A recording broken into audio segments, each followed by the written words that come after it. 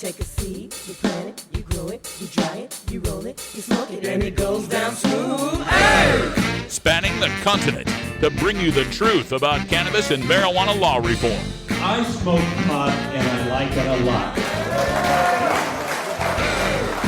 CannabisRadio.com presents The Russ Belville Show, the voice of the marijuana nation. Hey, this is great, man. Now, here's your host, Radical Russ Belville. Good day, tokers and tokettes and non-toking lovers of liberty. It is Tuesday, October 25th, 2016, and it's got to be 420 somewhere in the world. And folks, it's only 2 weeks away from Marijuana Election Night 2016, the most momentous election in cannabis reform history. We are so excited about this. We have got 5 states voting on marijuana legalization, 4 states voting on 5 different initiatives concerning marijuana, medical marijuana reforms, 2 of them in Arkansas. And on today's show, we get to take a look a little deeper into this country at the local level, where there are many, many marijuana votes happening, including in the great state of Ohio. Our guest today will be Chad Thompson. He's joining us to talk about the decriminalization measures that they are looking at in 5 different cities in Ohio. And that's going to be in Logan, Bel Air, Newark, Byesville, and Roseville, Ohio. So the Central Ohio NORML and Southeast Ohio NORML are working on that. We're going to get more information from Chad at 1:30 in our activist agenda. Also coming up on the show today, we'll have time for a radical rant, and it's out on hightimes.com as well. We're going to do a little history. We're going to talk about a precious metal and how the technological developments surrounding it kind of give us a lesson for what's about to happen with cannabis growing under legalization. I know a lot of people don't want to think about this, but it's a fact. The price of cannabis is going to drop incredibly over the next 10 or 20 years, and you better start figuring out how to adjust your budget for that. So that's coming up on the Radical Rant at the end of our first hour. Also coming up on the show today, we'll have drug war data mining, and we're going to take a look at the latest polls all across those 9 states that are looking to reform their marijuana laws. We've got the latest information coming up for you at just about 20 after. Also on the show today, in Behind the Headlines, we're going to take a listen to a new ad that's running in Massachusetts featuring the widow of a state trooper who was killed when an allegedly high driver ran into his car. We'll talk about that, the reaction to that from the Yes on Question 4 campaign, and my thoughts on this kind of tragedy being used for political purposes. But before we get to all of that, we got to get to the Cannabis Radio News. Lots of headlines today. In the news today, we've got the latest donation information from casino billionaire Sheldon Adelson, who is the #1 donor fighting marijuana election night this year. We'll also, again, give you the news on that Massachusetts ad. We've got great news coming out of Alaska as their first testing labs are set to open. In Arkansas, we've got a development from their legislature in reaction to the medical marijuana ballot initiatives. And in Mexico, they've discovered yet another tunnel that shows Donald Trump's idea for a big-ass wall is useless. So we'll talk about that in the Cannabis Radio News. And then in hour 2, it's Toker Talk Radio. We'll take your calls at 650-LEGAL-MJ. If you got questions about any of the initiatives, we can answer them for you. We're also going to talk about that annual tradition, the stupid Halloween pot candy scare. Yes, once again, we gotta worry that you and I are going to put $15 Chiba Chews in some kid's box instead of a 10-cent Tootsie Roll because we're just swimming in dough. Also, we'll take a look at the medical recreational conundrum. Our good friend Dave Bedenstock at High Times has a great article up on the development of recreational legalization and its effect on medical marijuana. We'll talk about that and your calls all in hour 2. But stay tuned. The news is next.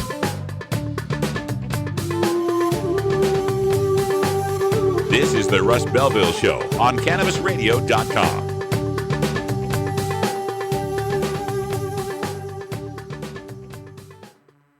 Earn your PhD in THC monetization with CannabisRadio.com. Don't be late. Dr. Dabber, hurry! Its temperature is shooting past 1,000 degrees Fahrenheit. It's burning up. I'm afraid for this little guy, it's just too late. What caused the problem? Only Dr. Dabber can maintain the perfect temperature for a smooth-tasting, slower burn. This standard vaporizer lost all of its health benefits, sending it up in smoke. So you're telling me that most vapor pens burn so hot they produce smoke, not vapor? Correct. Keep away from those standard vaporizer pens and turn to Dr. Dabber. Doctor's orders. Less heat, more flavor. One toe over the line, sweet Jesus, one toe over the line. Fortunate to have Michael Brewer of Brewer and Shipley. Your signature top 10 song, One Toke Over the Line. I've read a couple different versions of what the tune's origins are. What's the true story? We were playing a little club in Kansas City. A friend stopped by with some really good hash. We stepped out back and came back in. We're tuning up in the dressing room, and Tom said, "Whew, man, I'm really one toke over the line." And I just cracked up. I thought it was hysterical. We literally wrote that song just entertaining ourselves and to make our friends laugh. Sitting downtown in a railway station, one toe over the line. It's time to Hemp Present, only on Cannabis Radio. Woman at the train is on time. Sitting downtown in a railway station, one toe over the line. You're not high. You're listening to the Russ Belville Show on CannabisRadio.com. But we also have anecdotal evidence now from Colorado where some of the people who were taking marijuana for those purposes, the coroner believes after they died there was drug interactions. Okay. Maybe you're high, too. New beginner guitars and banjos are often constructed much better than ones built before your time. Why struggle? Get a new instrument or fix the old one. The trusted professionals at the Fingerboard Extension will evaluate your instrument for free. Repairs are priced for people who work for a living. Stop by the Fingerboard Extension downtown Corvallis at 120 Northwest 2nd Street today, or check out its inventory on the web at fingerboardextension.com.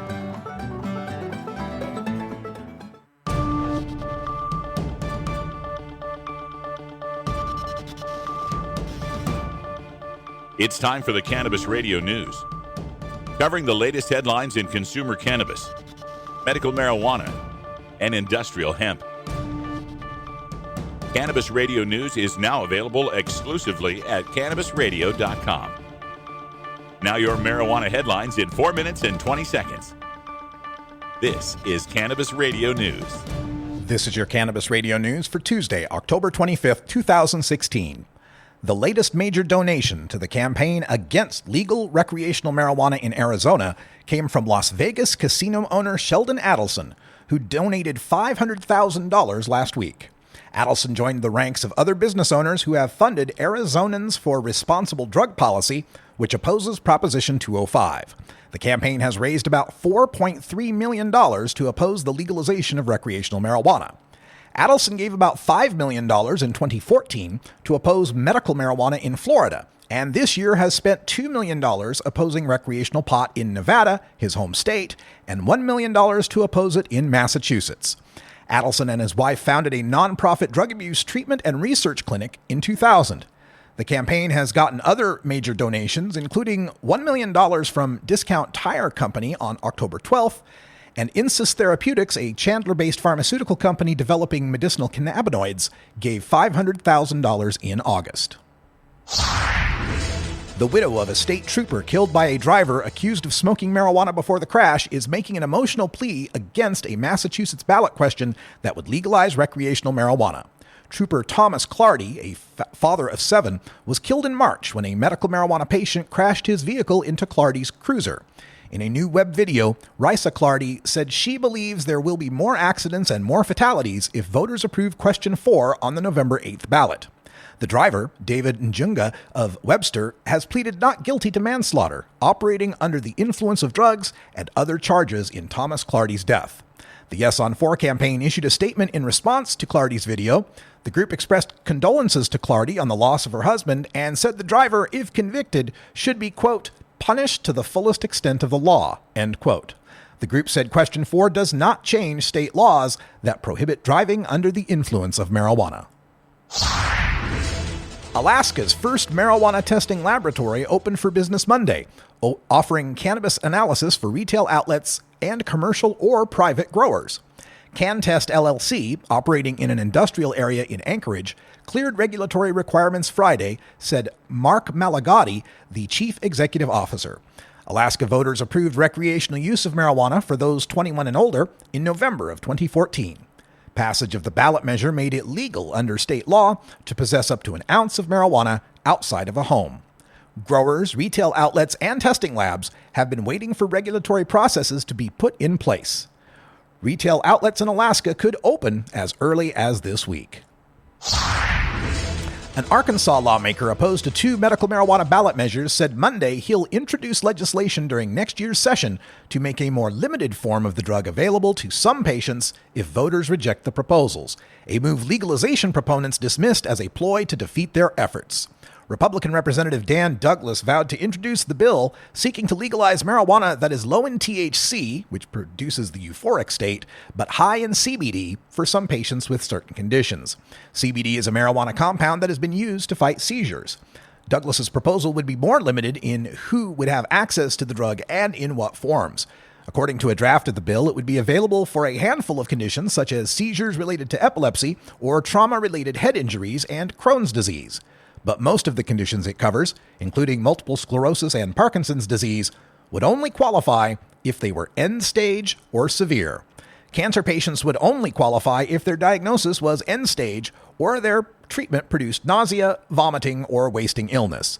Their proposal would bar patients from smoking marijuana as a treatment.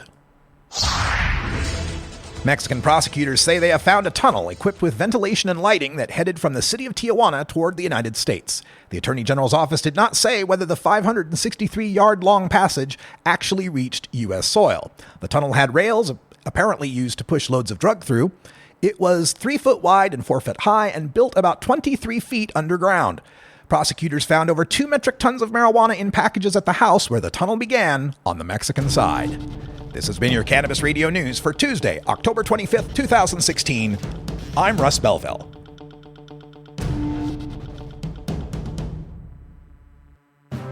Forwarding the cause of legalization and research of the growing cannabis industry, one podcast at a time. The Cannabis Radio Network.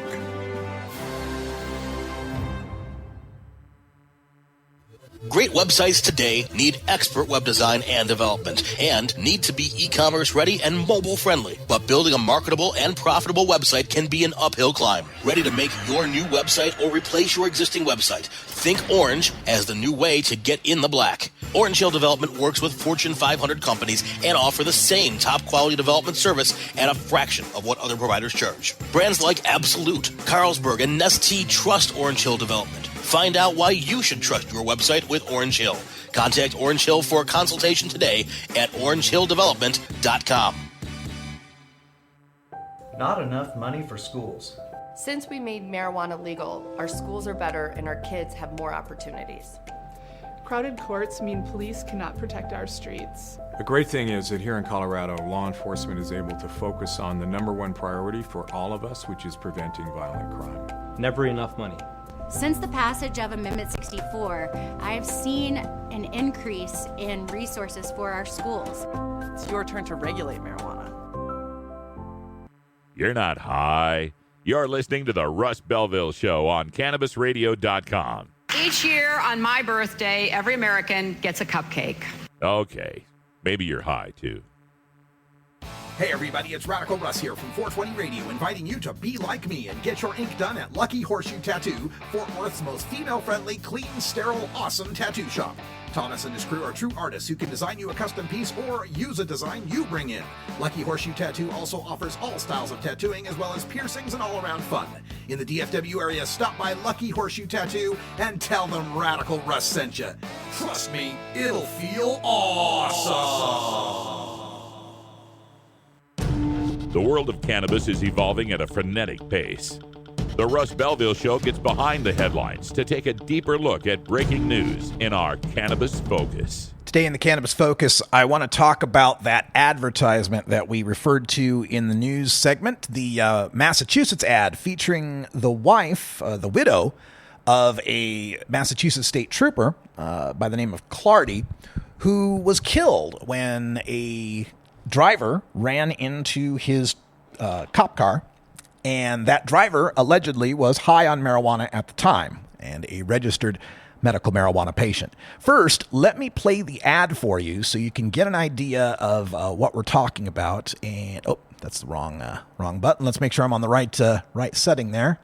Okay, we're gonna have it's not loaded. All right, let me get this loaded here. The campaign itself has, or the Yes on Question 4 campaign has already issued a statement in response, explaining that the Yes on Question 4 vote doesn't change the laws with respect to driving under the influence. That is still illegal. Nothing is going to make that legal in this case. And this coming out here trying to say that it's a problem of the initiative itself or of legalization itself is just fraught with all sorts of difficulties, all sorts of incorrect assumptions. Let's go ahead and play. I've got that ad ready for you. Let's go ahead and play the ad, and then we'll talk about that. What my husband liked most about being a state trooper is being able to help others when in need. He actually loved the job. He liked being able to help people. He liked just the difference that he could make being a state trooper. Wonderful father. He always put his family first. Obviously, it changed my life greatly. My husband's not here anymore. Daddy's not going to come walking through that door one day.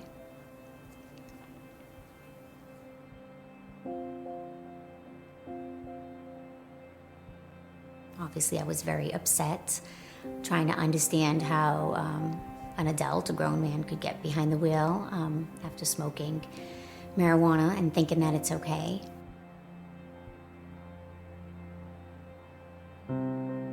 With this bill, I don't feel like we would gain anything from it. I think there's going to be more accidents, there's going to be more fatalities. You're going to have families that are going to be without their loved ones because we're putting people at risk. If it could happen to my family, it can happen to anybody's. Why would we take this risk right now? All right, so this ad and an accompanying article about it are spreading like wildfire across the media, not just in Massachusetts, but nationwide. It's gone from coast to coast. And I think it's important that we debunk some of the assumptions that Mrs. Clady is making in her statement. Before we do, let's be absolutely clear. Nobody should drive when they're high. It's against the law to drive while you're impaired. And we offer our condolences and heartfelt, sincere sorrow that this man died. He was a father of 7, and this is a terrible tragedy. However, assuming that legalizing recreational marijuana is going to lead to that problem is without merit and without any standing in statistics or experience. All of these campaigns, and I've been following all the ads, we'll play a bunch more of them in hour 2.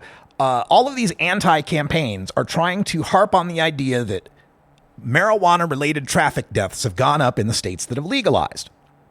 And the way they're doing that is they're relying on a statistic that shows the THC detected in the blood of drivers who have died in crashes. And as we all know, that has no bearing on whether or not someone was impaired at the time. It doesn't tell us anything about their physical state or mental state. It just tells us they were pot smokers. But they've been hammering that home in all of these states that are voting to try to convince the people that there's going to be more death and destruction, more stoned mayhem on the freeways if they are to legalize marijuana. The fact is, in Washington, in Colorado, in Oregon, in Alaska, the overall fatalities are down. Fewer people are dying on the roads overall since legalization. We have not seen a spike in deaths or wrecks or problems. In fact, from 2014 to 2015, the percentage of the DUIs that were for pot only in Colorado went down.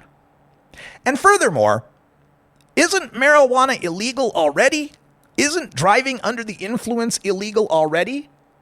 And that didn't stop this tragic accident from happening. Oh, I could have smoked that pot. I mean, this is just kind of offensive to me to try to use this tragedy to pull on people's heartstrings and to then obfuscate the issue with misdirection statistics and half-truths is unforgivable. All right, we got to take a break. When we come back, the latest in the polls in the drug war data mines.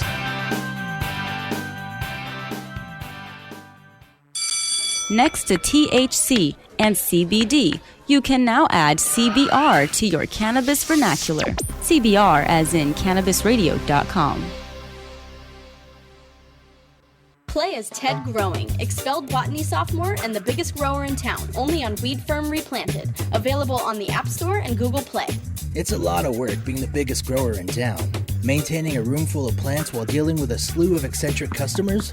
From a hardcore partier to the curious neighbor next door. Is anybody home? Help me expand my bud business by unlocking new strains, customizing my grow room, and completing challenges that you can't get enough of. Grow your empire so big you can see it from space.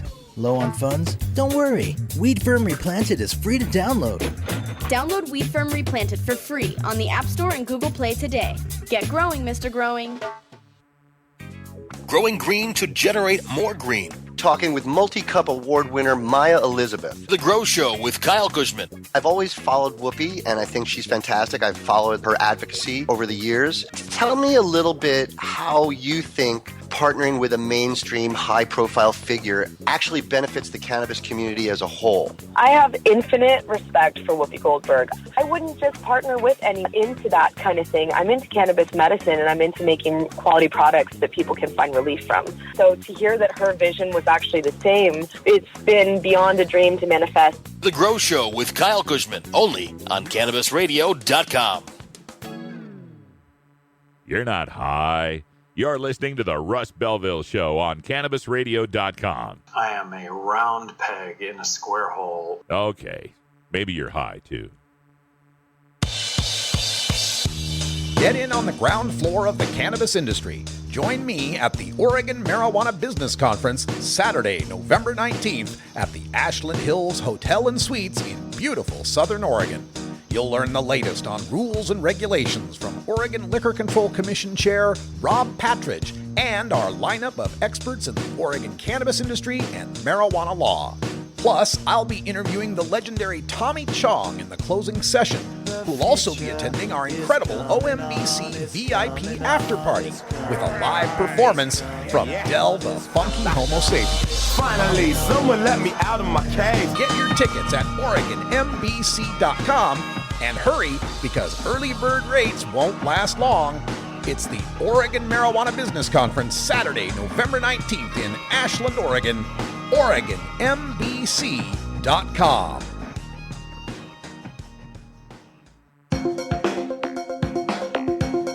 Promoting the end of adult cannabis prohibition is easy because we have facts, science, reason, compassion, evidence, truth, and logic on our side. It's even easier when researchers catalog it all for us. Learn how to gather the facts on marijuana use, arrests, seizures, rehabs, drug tests, and more on this edition of Drug War Data Mining. All right, welcome back, everybody. Time to take a look at our marijuana election night poll update. We are just 2 weeks out on the most important election night of our history. Very excited about this, and the way that the polls are looking, it's looking pretty good, at least on the legalization side. Let's start with California, the state that is showing best in the polls, where the October 18th IGS field poll found a 60 to 31 support, 60% in favor, 31% opposed, 9% undecided. This comes on the heels of September polls showing 60 to 36 and 58 to 34, a couple of those as a matter of fact. So we are very sanguine on the chances of California breaking through the prohibition logjam and passing legalization that will cover a population of 39 million people. 2.5 times more people will live in a legal state after California, or in California, than live in the current 4 legal states. That's going to have a huge impact on the rest of the country, the rest of the world, and the entire cannabis economy. We'll talk a little bit about that when we get to the Radical Rant. Also in the polls, coming in right after California, our best polls now are looking to be from the state of Massachusetts. Great news out of Massachusetts, because I had previously thought this one was going to be a little tighter, but the latest WBUR poll, October 19th poll, shows a 55-40 lead for question 4 in Massachusetts. This comes on the heels of September polls that were showing 55-39 and 53-40, so it seems pretty consistent. It looks as though question 4 has a really good chance to pass in Massachusetts. Following up on Massachusetts, we have Nevada, and it's at 57, but I put it behind Massachusetts because we haven't seen any October polling yet.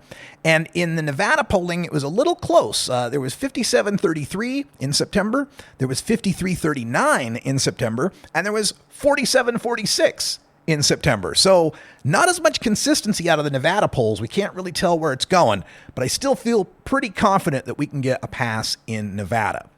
Next up, I would say Maine is our next best shot for marijuana legalization. A poll from the Portland Press-Herald out of September, mid-September, showed it with a 53-38 lead in the Pine Tree State. So things are looking great in Maine.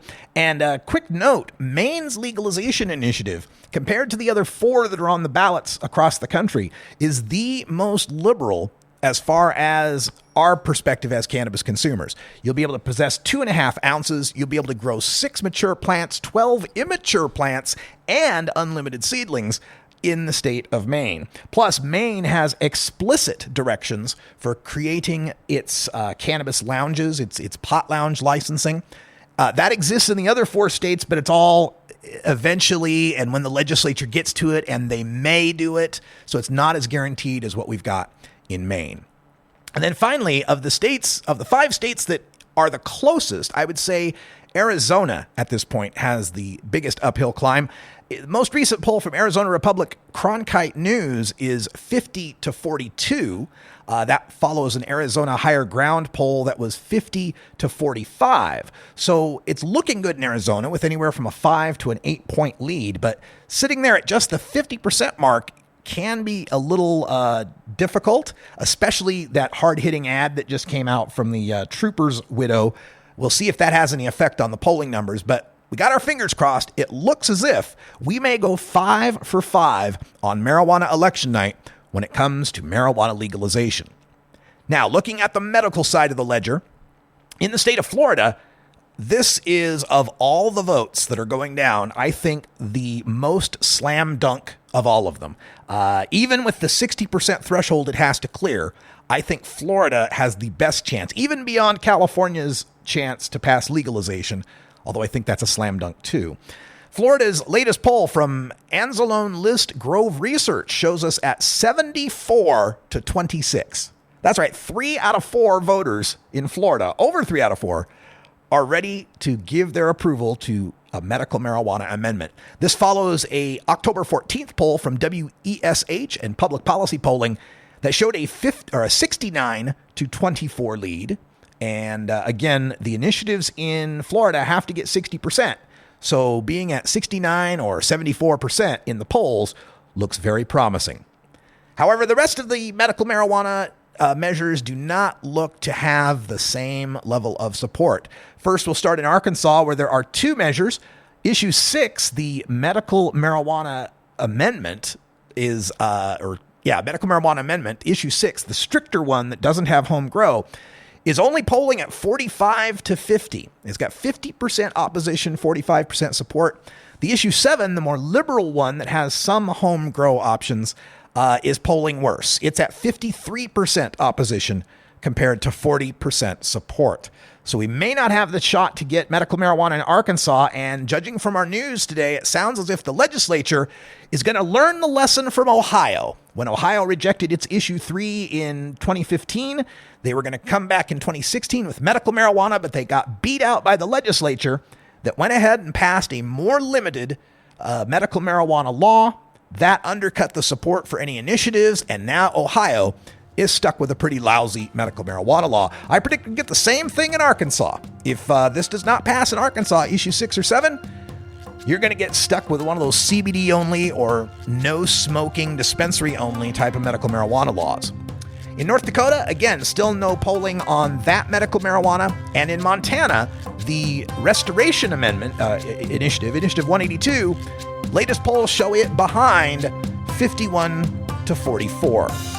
So we may go 5 for 5 for legalization, but we may only go 1 for 5 on medical marijuana. Maybe the tide is turning toward legalization. We'll be right back with Chad Thompson from Ohio right after this. This is the Russ Belville Show on CannabisRadio.com.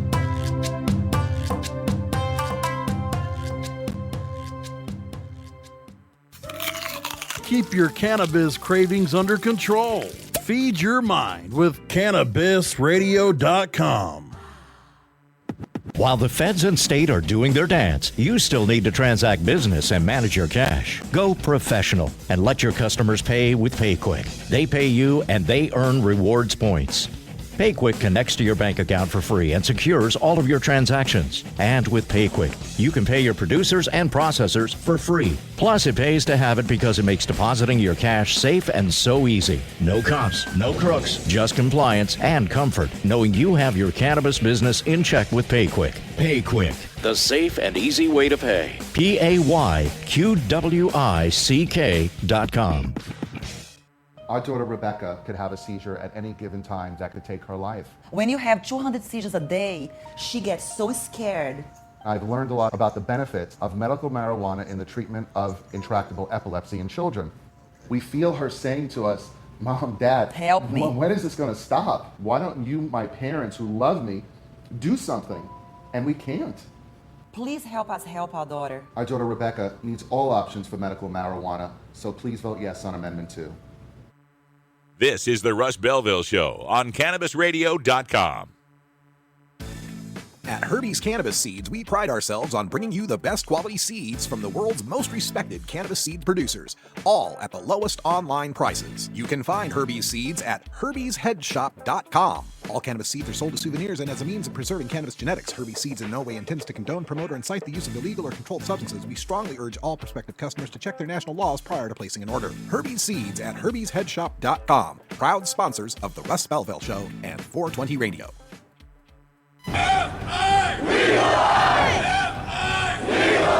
You're listening to Cannabis Radio News' exclusive coverage of Vote 2016, The Path to Cannabis Freedom, only on CannabisRadio.com. Welcome back, everybody. It's just 33 after the hour, and joining us today to talk about what's happening in the great state of Ohio, we've got Chad Thompson joining us. And Chad, can you hear me okay? I got you. Fantastic. And of course, our marijuana election night's happening 2 weeks from today. We got 9 states that are voting on various measures. And of course, all the attention is on that with the states that are voting on legalization and on medical marijuana. But we're going to take this opportunity to drill down a little bit and take a look at some local measures. And I understand, Chad, that we've got 5 different cities in Ohio that are voting on decrim. Tell us all about it. Yeah, that's correct. This is not your traditional decrim. Usually when you think of decrim, when that word is spoken, what comes to mind is the lowering of penalties to a lesser amount, usually anywhere from $100 to $250 ticket and no jail time for very small amounts. Decriminalization has been around for a long time. In fact, Ohio, as a state, decriminalized back in 1977. And what we've done here on a local level is we've actually lowered the penalties to $0. We've taken away all penalties. no court costs. And so what that has done, and this is a measure that we passed in Toledo about a year ago. There are 5 cities currently that are going to be voted on this November for the exact same law, up to 7 ounces, possession and cultivation, paraphernalia, all the misdemeanor marijuana offenses. They will be charged as $0 fine, 0 jail time, no court costs. Now, what that's done in Toledo is that's, in essence, made the cops just walk away. So Toledo is a quasi-legal city up to 7 ounces, but really it's illegal under the name of depenalization. But the laws on a local level can be very effective. In fact, they say all politics is local, and certainly all marijuana reform is headed local. Even in the states that have a statewide law, there's a local option to ban, to tax how many, dispensaries. And so really the local level is a very big player in marijuana reform. Absolutely. So this is an interesting tactic. It's the crime still exists. Possessing marijuana is still illegal, but when they catch you, they can't fine you or jail you. So there's nothing they can do, basically, right? Well, what they have the ability to do, since it's technically illegal, and the reason that it's done this way is if we legalized marijuana, that would conflict with state law and it wouldn't be effective. There's been many of cities that have done local initiatives that have, in essence, legalized, and they have just been more of a statement, more of a law with no teeth. It's symbolic. With no real enforcement. Well, what the difference is that because this is still illegal, and it's not a conflict of state law, just to lower penalties.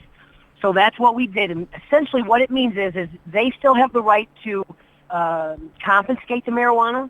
They still have a right to write you a ticket. But in essence, the reality of what's happened is that that's not happening. They're really just kind of walking away. I've heard story after story. They've just really kind of moved on. When this happened in Toledo, we met with the law director and the prosecutors, and they really seemed relieved about the law change. They really were happy and excited. Wow. We're having some connection difficulty there. Breaking up a little bit on us, Chad. We're speaking with Chad Thompson about decriminalization measures in 5 different cities in Ohio. Chad, are you back? Can you hear me okay? Yeah, I got you. Yeah, just faded away for a little bit. Could you tell our listeners who or which cities will be voting? Sure. Well, we have various size cities, anywhere from large cities to little villages. Roseville, Byesville, Bel Air, Logan, and Newark are all going to be on the ballot this year with an opportunity to lower penalties to $0 in their town.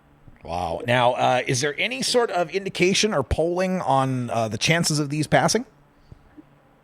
Well, we did not poll any of these 5 cities, but I can tell you I've done informal door knocking in some of these communities, and I really feel very positive that the actual support is there.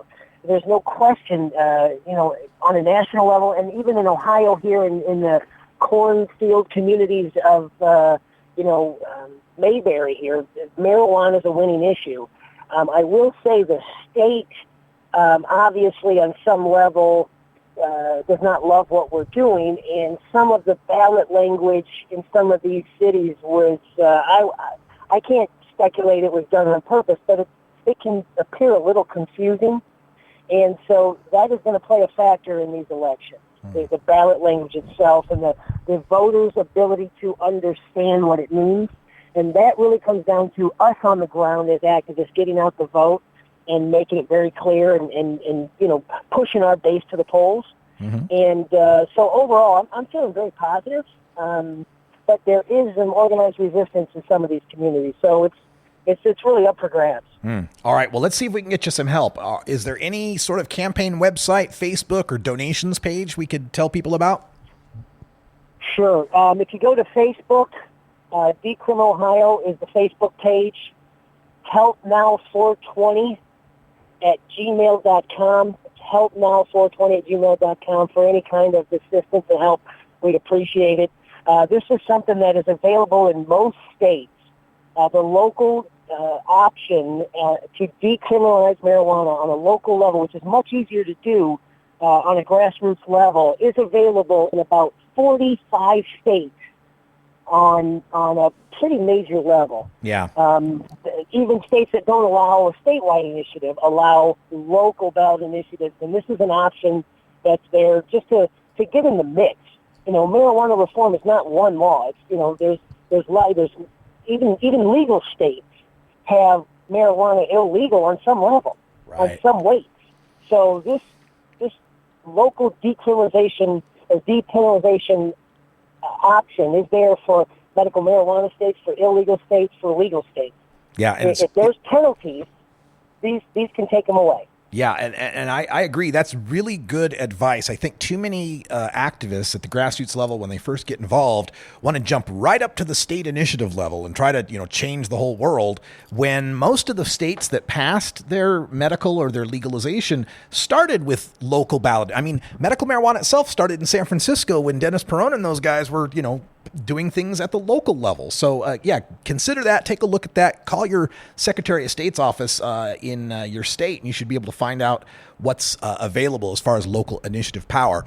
Now, one unintended consequence, if I'm going to play devil's advocate on this, that I would think of is if you succeed in getting this no penalty kind of decrim passed in enough cities where people feel free having 7 ounces and a few plants, won't that make it harder to try to generate support for the next attempt at a statewide legalization? Because people will say, oh, well, what's the big deal? I'm already free.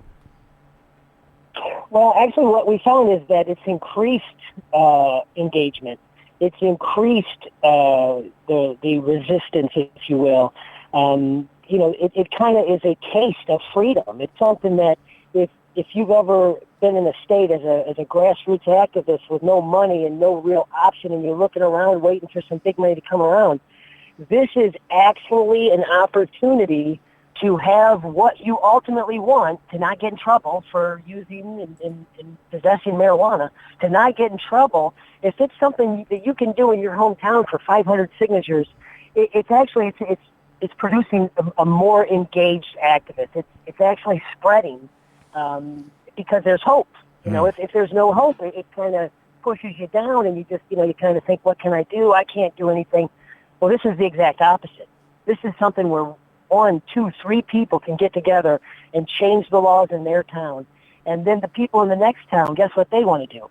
Yeah. They see it, they want it. They're gonna jump on board. And that's exactly what's happened here in Ohio. That's great to hear. We'll cover this on election night and bring the results in for these 5 Ohio cities as they come in. And as we look forward, as we look to the future, we're hoping, of course, we go 5 for 5 in the states for legalization. How soon do you think Ohio might get back on board with trying to pass a statewide legalization? And if they did, might they try this decrim, just take the penalties out like you guys are doing at the cities?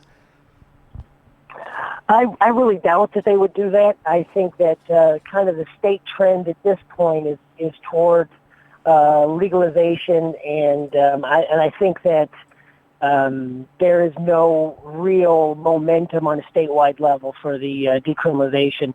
As I mentioned, Ohio is a decriminalized state currently, so we've enjoyed very low penalties. But I do foresee that Ohio is going to be, as well as many, many other states. I mean, I think the pendulum is just kind of swinging here, and it's just a matter of time until we see many, many states that we never even would have considered legalizing marijuana. Yeah, let's hope for that. And Chad Thompson, I want to thank you for joining us here on the show and give us a little clue on what's happening locally in Ohio. And best of luck in 2 weeks on election night. We'll be back in touch with you to find out how those things turned out.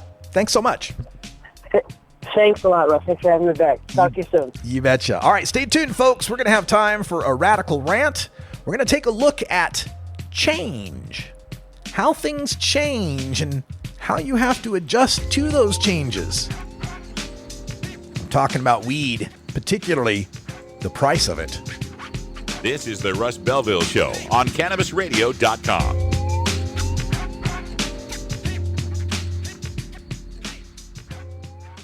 From dabs to chivas, sativas to indicas, we roll out a whole concentrate of fresh new content every week. It's like going from the greenhouse to the dispensary. CannabisRadio.com. The next generation of vaporizers has arrived. Vuber vaporizers are blazing the way with unparalleled technology for oil, concentrate, or dry flower pens. Providing unsurpassed customer service and expert craftsmanship, Vuber vaporizers use cutting-edge technology, providing a power-packed, smoother vapor with a lifetime guarantee. Experience vaporizing the way it was meant to be, the Vuber way.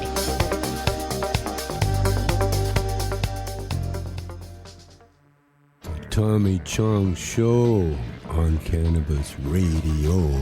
You know, about this podcast, what I really want to do from now on is to solve world problems. I feel like my job is to calm everybody down and focus on how we can save this planet. The Tommy Chong Podcast, only on CannabisRadio.com. Welcome to my world. You're not high. You're listening to the Russ Belville Show on CannabisRadio.com. Who's your favorite foreign leader? I guess I'm having an Aleppo moment. I'm having a brain. Name anybody. Okay. Maybe you're high, too. Hey everybody, it's Radical Russ here from 420 Radio, inviting you to be like me and get your ink done at Lucky Horseshoe Tattoo, Fort Worth's most female-friendly, clean, sterile, awesome tattoo shop. Thomas and his crew are true artists who can design you a custom piece or use a design you bring in. Lucky Horseshoe Tattoo also offers all styles of tattooing as well as piercings and all-around fun. In the DFW area, stop by Lucky Horseshoe Tattoo and tell them Radical Russ sent you. Trust me, it'll feel awesome.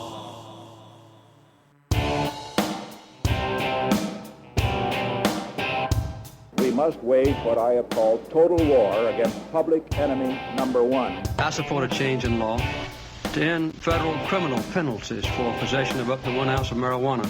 That marijuana, pot, grass, whatever you want to call it, is probably the most dangerous drug. Some think there won't be room for them in jail. We'll make room. I experimented with marijuana a time or two, and I didn't like it and didn't inhale. One major responsibility is to encourage people to use less drugs. Entirely legitimate topic for debate. Radical Rant. Well, today in the Radical Rant, I want to talk about aluminum. We've talked about it before on the show, but it is my latest rant is posted up on hightimes.com, and a lot of people are getting responding to that, but I just wanted to read that out for us here on the show, because one of the concerns we have in this fight to end marijuana prohibition is the plight of the clandestine cannabis cultivator. We got places like the Emerald Triangle in California, the southern corner of Ohio, the backwoods of Kentucky, lots of places in this country where the illicit trade in marijuana has formed the backbone of local economies for generations now. So what happens to them? What happens to those economies when we legalize? Well, I'll get back to that. First, let's talk about aluminum. Yes, aluminum. The stuff we make your beverage cans out of. The foil you've used to stash some weed in. The body of the airplane you once flew in.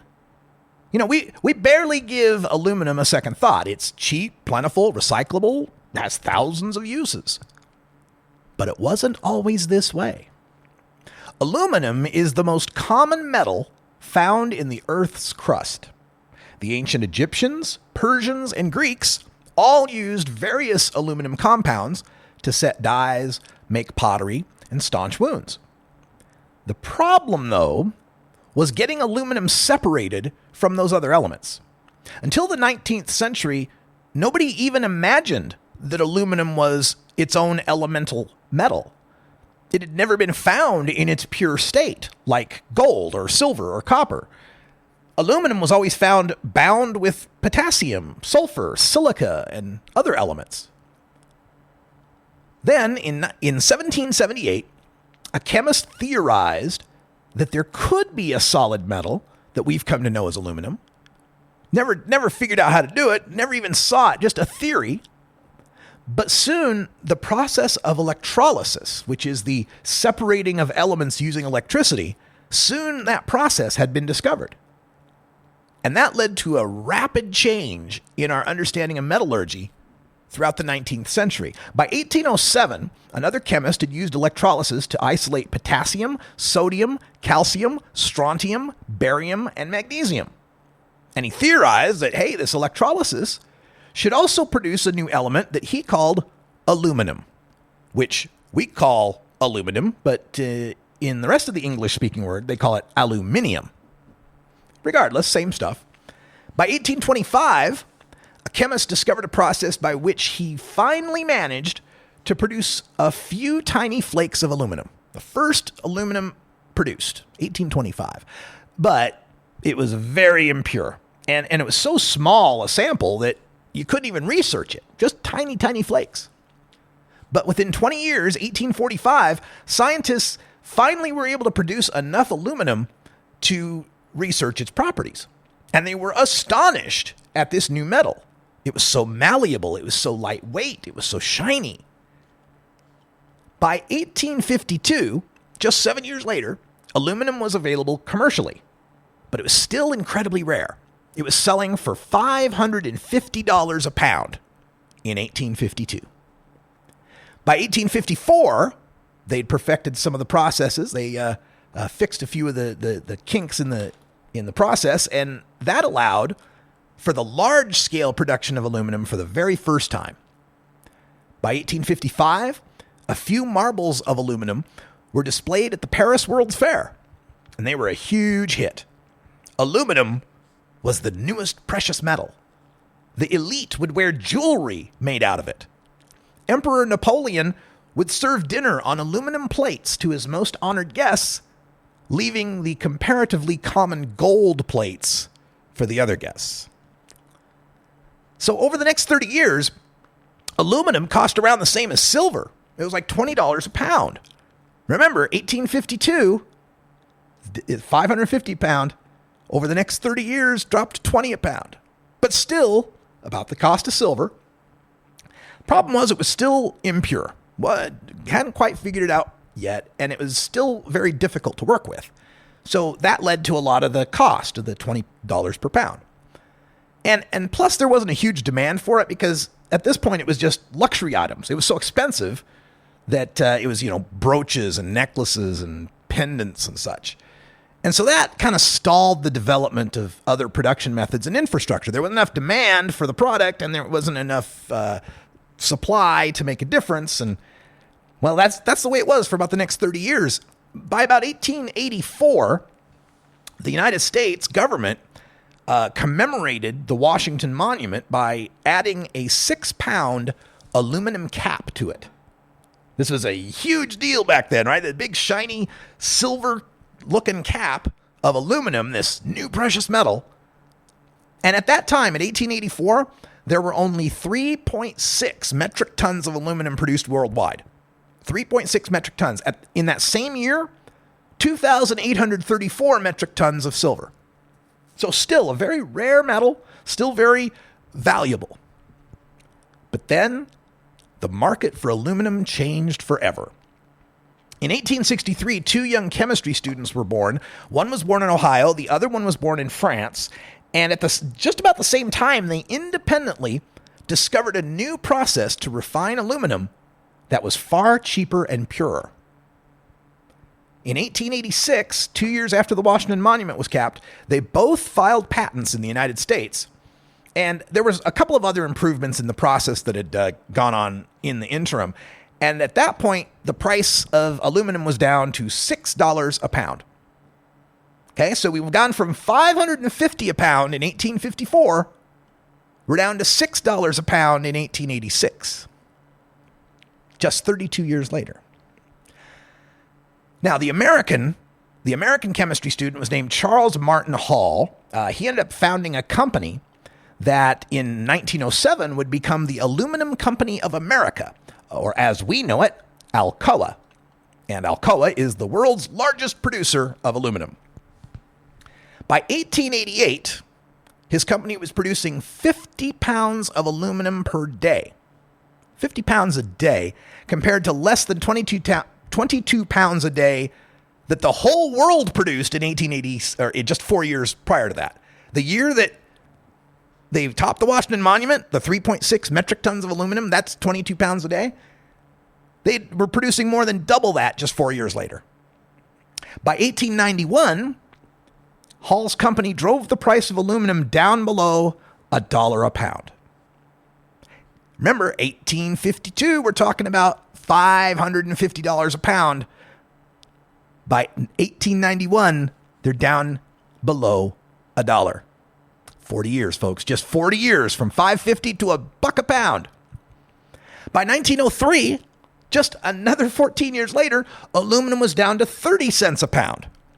And because of that, the Wright brothers were able to produce an engine with aluminum that made it light enough that it could power the first airplane at Kitty Hawk. And by 1908, just 5 years after that first flight, Alcoa was producing 88,000 pounds of aluminum per day. 88,000 pounds per day. That's 20 years later than when they were producing 50 pounds a day. They went from 50 pounds a day production to 88,000 pounds a day production, and the price of aluminum was under 25 cents a pound. Now, it's not changed. The processes haven't changed much didn't change much in the 20th century, and the prices pretty much stayed the same through the 20th century. And leading up to today, or at least last month, there was worldwide aluminum production of 362.8 million pounds per day. And the spot price is sitting at 73 cents a pound. However, if you calculate that in 1908 dollars, that's 3 cents a pound. So we got, in 1852, $550 a pound. Within 40 years, down to $1 a pound. By the next century, under 3 cents a pound in inflation-adjusted dollars. So you probably aren't having to guess now what this all has to do with cannabis, are you? Because I'm sure there had to be a lot of people in the 19th century who built their little mom-and-pop businesses around aluminum. Mom-and-pop jewelry makers, mom-and-pop metalsmiths, and so forth, to make all these luxury aluminum items.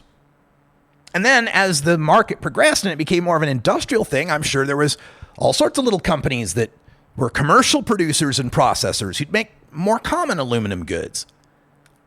But by the 20th century, huge corporations came to dominate aluminum production. Aluminum was no longer a luxury item for independent craftsmen to hawk as expensive jewelry and dinnerware. Changes forced those entrepreneurs to have to find another way to make a living. Well, folks, 2016 is the 1886 of cannabis. Our change, though, isn't a technological change. It's a legal change. Our change reflects a prohibition that artificially keeps the price of marijuana selling between $1,200 and $5,000 a pound, depending how far east you go. Our change is dependent on this prohibition ending, not necessarily the development of new technologies to produce it. These changes are inevitable. It doesn't matter if we legalize in 2016, if we legalize in 2018, 2020, what year it happens, the production of cannabis is going to go up, the price of cannabis is going to go down, the risk associated with getting it is going to fall, and all of that means the price of marijuana is going to plummet. Now, I'm sympathetic to the families in these grow areas that are worried about the changing economy, but I'm sorry, you don't get to earn a living off of the artificial price support that gives you a drug dealer's profits and guarantees your customers get arrested and go to jail. There is a place for everybody in the new legalization world, but I'm tired of this idea that we need to somehow artificially keep the price of marijuana high to protect people who are outlaws. That's all the time we got for Hour 1. We'll flesh this out a little more in Hour 2. For everyone here at CannabisRadio.com, I'm Radical Russ. Until next time, take care of each other, tokers. This is the Russ Belville Show. The Russ Belville Show is blogging and podcasting daily at RadicalRuss.com.